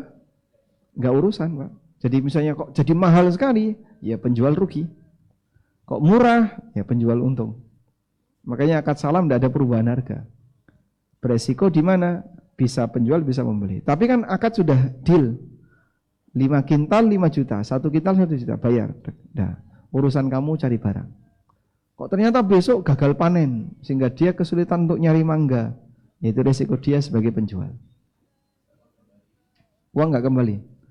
Kecuali kalau pembelinya melakukan ikolah, ya sudahlah nggak jadi uang kembalikan boleh. Tapi kalau pembeli tetap memegang, saya butuh 5 kintal mangga, dia nggak bisa menghindar.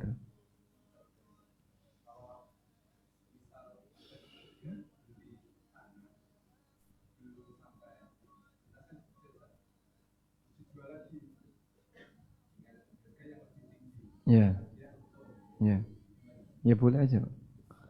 Sudah dia terima belum tanah itu? Ya.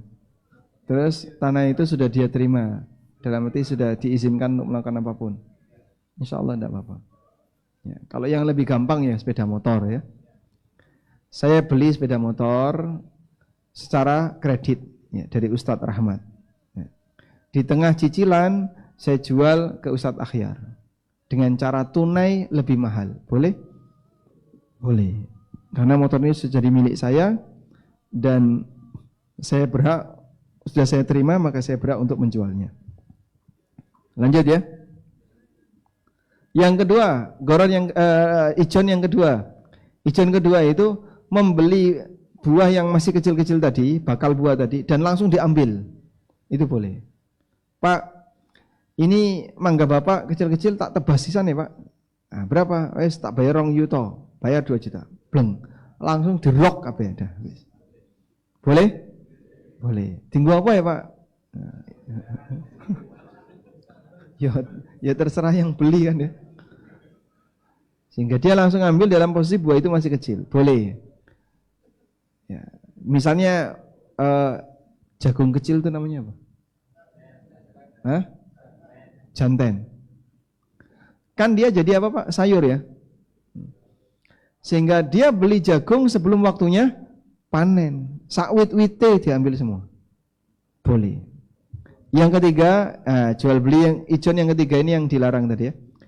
Dia nebas 1 pohon tertentu atau 2 pohon atau sekian pohon dan nanti akan diambil saat panen, kemudian transaksinya dibayarkan sekarang. Sehingga tidak ada acuan tadi, sekian kilo, sekian ton, tidak ada. Pokoknya hasil panen pohon ini, hasil panen kebun ini, nggak pakai kilo-kiloan, nggak pakai takaran, ditebas. Nah, yang kayak gini, jika masih jauh, masih lama, hukumnya nggak boleh. Tapi kalau sudah mendekati panen, boleh. Nah, mendekati panen tadi diungkapkan Nabi SAW, hatta tahmarra, sampai buahnya memerah. Itu kurma, Pak. Manggara abang-abang ya Pak, hijau terus itu. Yang penting siap panen. Wallahu a'lam. Baik, walhamdulillahirabbil alamin. Sudah, kita masuk ke sesi berikutnya, tanya jawab. Kita kembalikan ke Ustadz Akhyar. Wassallallahu ala nabiyina Muhammadin wa ala alihi wa sahbihi wasallam. Ya. Boleh? Baik, alhamdulillah telah selesai penjelasan dari Ustaznya Ustaz Aminur Bait. Ada sisa sedikit waktu, kita maksimal sampai jam 3. Maka sesi tanya jawab kita buka untuk 3 orang saja. 3 dari shop ini, tengah-tengah, 2 dan 1 lagi dari kiri kami. Fadhal. Sebentar. Nanti untuk penanya tolong disebutkan nama, kemudian pertanyaan yang ingin disampaikan. Mohon langsung ke pertanyaan inti ya. Ya.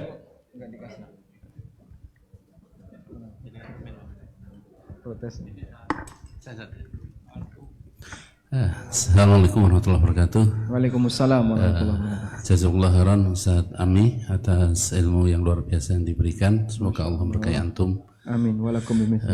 Dan semuanya. Ini ada sebenarnya 2 pertanyaan, Ustaz.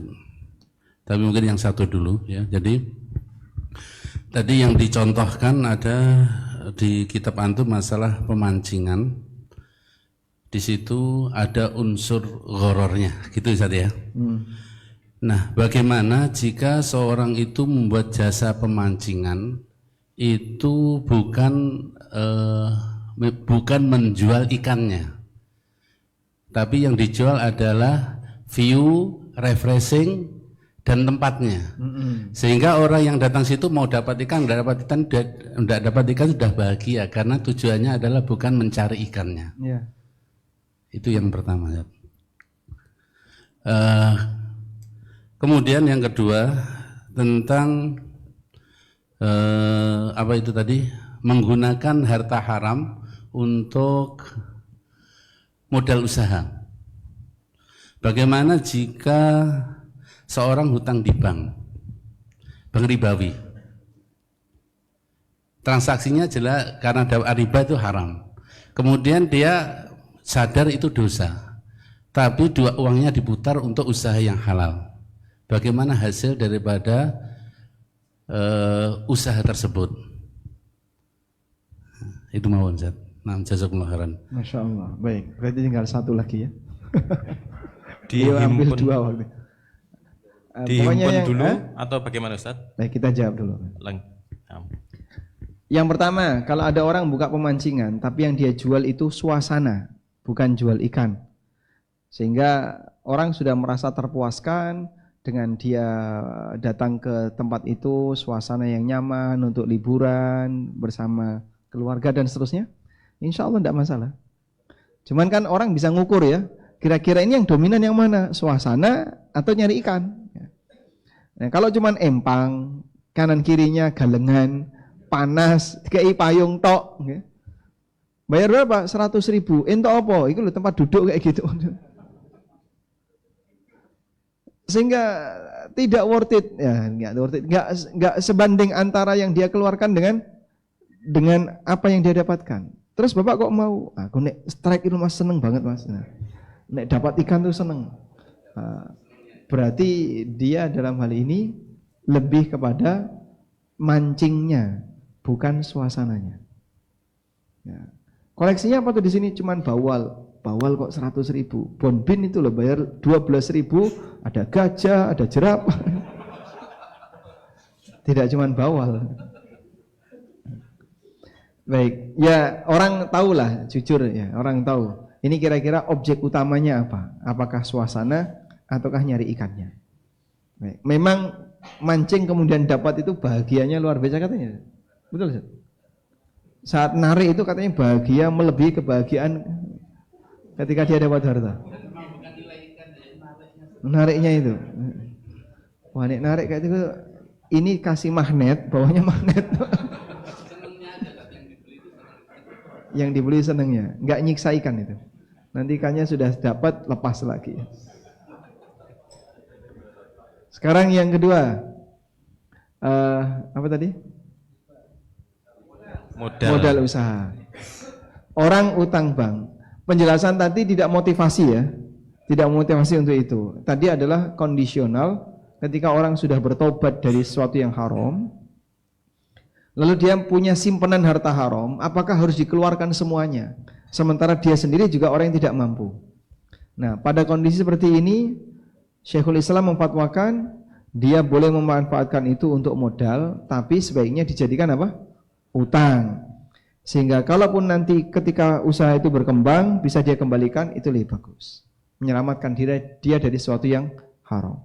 Sehingga fatwa beliau, fatwa di ranah hijrah. Yang kedua, kalau ada orang yang utang dari bank untuk buka usaha, itu boleh atau tidak? Ya, pada asalnya tidak boleh. Nah terus yang boleh gimana Pak? Dia cari investor dengan akad yang lebih syar'i, bukan pakai akad utang ribawi. Namun kalau sudah terlanjur, ini pembahasan dari sisi hasil. Bapak saya utang bank dipakai usaha mengembangkan warung kelontong. Laris, makin gede, sehingga sekarang beliau sudah bikin cabang baru. Nah, hasilnya itu halal atau haram? Pertanyaannya, hasil dari usaha Bapak itu hasil jualan atau hasil utang? Jualan, sehingga dari hasil jualan itu beliau tokonya jadi berkembang.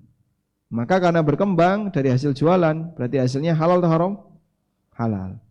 Sebab status harta itu mengikuti pokoknya. Kalau pokoknya halal, turunannya halal. Dah? Pokoknya apa di sini? Bisnis, usaha, jualan. Berarti turunannya itu keuntungan halal. Terlepas dari modal beliau utang dari bank. Sebab kalau modalnya saja utang dari bank, ini tidak menentukan hukum. Ini kan uang yang didapatkan dengan cara utang, dan akad utang halal atau haram? Pusing insyaallah sih. Daripada mumet, saya tuliskan di sini. Ini ada bank, ini ada si A, dia punya usaha. Dia utang dari bank. Yang bermasalah ketika utang bank itu apa, Pak? Hah? Di sini kan ada misalnya dikasih uang 100 juta. Begini. Menurut Anda uang 100 juta ini riba atau bukan? 100 juta ini riba atau bukan? Bukan? Bukan. Ini bukan riba ya. Jawabannya bukan riba. Tapi apa? Dana utang atau dana pinjaman. Dan akad utang itu boleh atau tidak? Boleh. Baik. Si A punya kewajiban mengembalikan ke bank 110 juta. Dari sini riba yang mana? 10 juta. Bukan yang 100 juta. Sudah? Yang digunakan usaha, yang digunakan modal usaha itu yang mana? 100 juta. 100 juta Ustaz. Menerima 100 mengembalikan 110. Udah? Ini yang dipakai modal usaha. Jadi modal usaha ini sumbernya apa? Utang. Ini bukan riba tapi dana utang. Lalu usahanya berkembang. Ini adalah dana utang. Nah, berarti halal atau haram dana utang itu? Halal. Kemudian ini berkembang. Saat ini berkembang, hukum untuk hasil mengikuti hukum untuk asal. Berarti pengembangannya halal atau haram? Halal. Kenapa Pak halal? Karena dia hasil usaha. Dia dari hasil usaha. 100 juta plus usaha jadi 500 juta misalnya. Ya, 500 juta ini halal karena dia hasil usaha. Bisa dipahami? Si A tidak mengutangkan 100 juta ke tempat orang lain, kemudian dia ambil dengan ada pengembalian yang lebih, kayak rentenir itu, tidak. Tapi si A beli barang, kemudian dia dagangkan, lalu untung. Sehingga dalam hal ini si A berhak mendapatkan keuntungan tadi. Wallahu a'lam. Tetapi kan riba Pak, nah, riba ini yang di sini. Ini dosanya si A yang tidak berkaitan dengan pengembangan bisnisnya. Nah, cukup Ustaz. ya? Masih satu lagi nggih Ustaz nggih? Masya Monggo. Allah. Beliau yang berhak untuk menentukan. Bentar. Afan nggih. Untuk sap pertama sudah terwakili tadi untuk Ustadz Rahmat. Afan nggih, Mbah Pangan. Kita beri kesempatan untuk yang di belakang terlebih dahulu. Sebutkan nama kemudian pertanyaannya. Assalamualaikum Ustaz. Waalaikumsalam warahmatullahi. Saya Hirmansah dari Tulungagung. Izin bertanya terkait pajak kendaraan Ustaz. Kan ada orang itu yang usahanya mungkin ojek ya, ojek motor, ojek mobil. Apabila itu yang kondisi pertama dia memang sengaja tidak membayar pajak. Yang kedua dia tidak membayar pajak karena belum ada dananya. Itu hukum penghasilannya bagaimana? Syukran jazakallahu. Ketika kendaraan itu tidak dipajaki, apakah mengubah status kepemilikan? Si A punya mobil, tapi nggak dipajaki, maka mobil si A 10% pindah jadi milik negara, gitu? Ya atau tidak? Tidak. Mobil ini tetap milik siapa? Milik pribadi si A, begitu? Sehingga tidak dipajaki, tidak mengubah posisi hak milik, tidak mengubah kepemilikan. Nah, itu kan milik si A sendiri, lalu dimanfaatkan oleh si A, boleh atau tidak? Boleh. Menghasilkan boleh nggak? Boleh. Nggak ada masalah. Tapi ini bukan motivasi untuk nggak bayar pajak ya. Namun kita mendudukkan kalau ada orang yang menggunakan kendaraan belum dipajaki dan menghasilkan, apakah hasilnya halal atau haram? Jawabannya halal. Nah, jazakumullah khairan Ustaz. Dibuka lagi pertanyaan Ustaz. Boleh, silakan. Di pihak ikhwan apa akhwat Ustaz? Mana? Ibu-ibu ada yang mau tanya? Monggo ibu-ibu, apabila ada yang tanya kami persilahkan. Enggak ada, alhamdulillah. Mewakili ibu-ibu. Nah. Oh, WA, Masya Allah. Gimana Pak? Afan? Boten enten?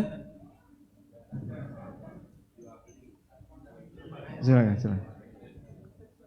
Silakan angkat tangan Anda jangan turun, nanti akan dikasih mikrofon. Baik, Pak Zaki. insyaallah ada ini dari Assalamualaikum. Waalaikumsalam. Langsung Ustaz. Oh, ada dari Ahmad Ustaz. Monggo. Ya, Assalamualaikum. Untuk tadi bagi orang yang sudah bertobat kan hartanya untuk harta yang haram itu akhirnya diberikan ke fasilitas umum atau ke kaum muslimin fakir miskin.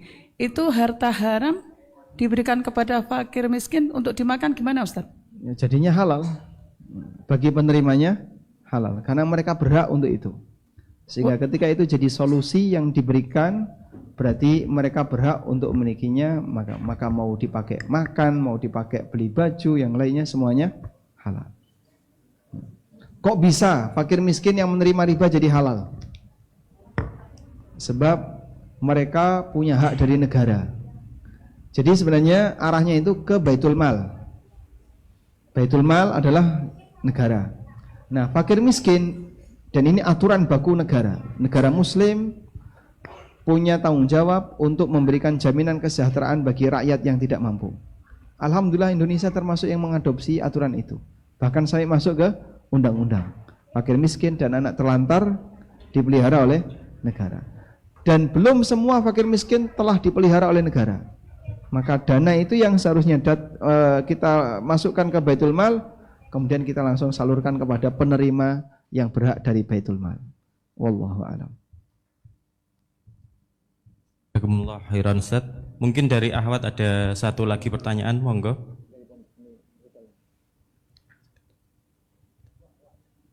Cukup? Ibu, Saya atau kira Bapak? dicukupkan karena ini batas kita sampai jam 3. Karena ini belum lagi penutupan. Jadi mohon dimaklumi Bapak-bapak, Ibu-ibu ya. Siap. Untuk itu kami serahkan kepada MC. Barakallahu fikum. Alhamdulillah. Nah, tidak terasa Bapak Ibu hadirin yang dirahmati Allah, kita pada penghujung pada acara pada hari ini. Dari awal pagi tadi hingga sore hari ini kita telah selesai menyimak pemaparan bedah buku akad-akad yang dilarang dalam jual beli. Semoga ilmu yang telah kita dapatkan pada hari ini menjadi amal jariah dan dapat menambah pemahaman kita dalam bermuamalah sesuai tuntunan syariat. Kami sampaikan jazakumullah khairan kepada pemateri kita hari ini yaitu Ustadz Amin Nur Bait, juga pada moderator hari ini Ustadz Ahyar Hafizahullah Ta'ala yang telah mengawal pemaparan bedah buku pada hari ini.